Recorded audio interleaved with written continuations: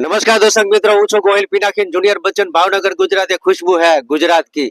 અને આજે આપણે ભાવનગરમાં છીએ પર્વભાઈ ભટ્ટ એવા કુલદીપભાઈ ભટ્ટના દીકરા કે આજની જનોઈ હતી એટલે ભાવનગરમાં આપણી સાથે સર આપણું શુભ નામ દિલીપભાઈ ભટ્ટ, કુલદીપભાઈ ના ફાધર। અચ્છા। અને તમારા આજે પર્વભાઈ નો આજ જનોઈ હતી તો આજ જનોઈમાં તમને કેટલી મજા આવી આ દાંડિયા રસના પ્રોગ્રામમાં? અરે ખૂબ જ આનંદ આવ્યો। તમારા જે કાર્યક્રમ આપવાની જે વિશિષ્ટતા, સ્ટાઇલ, કલા બધાને આફરીન કરી દીધા। ખૂબ આનંદ આવ્યો, બહુ મોજ મજા કરી।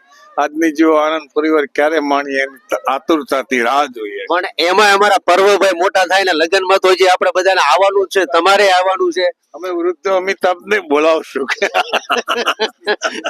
અને આજે પર્વભાઈ ની જનોઈ હતી તો એના જનોઈમાં તમે શું આશીર્વાદ આપશો? તમે પર્વભાઈ મોટાથી વિદ્યા અભ્યાસ કરે, આનંદ કરે, એના પપ્પાને એના દાદાને ખુશ કરે, એ જ આશીર્વાદ।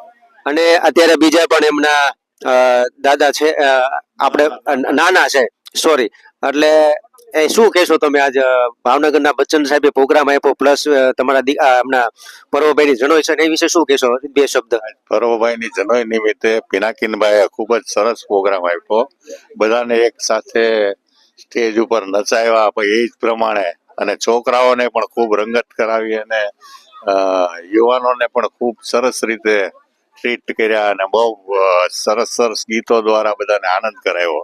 ખરેખર આ પ્રોગ્રામ માણવા જેવો હતો। ઘણા સમયે અમે આવો પ્રોગ્રામ માણ્યો અને મજા આવી અમને। આજ તમારા જે પર્વભાઈ ની જનોઈ છે શું આશીર્વાદ આપશો એમને?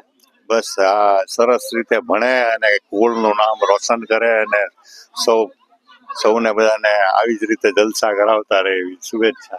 આ હતી પર્વભાઈ ભટ્ટ પરિવારની જનોઈ।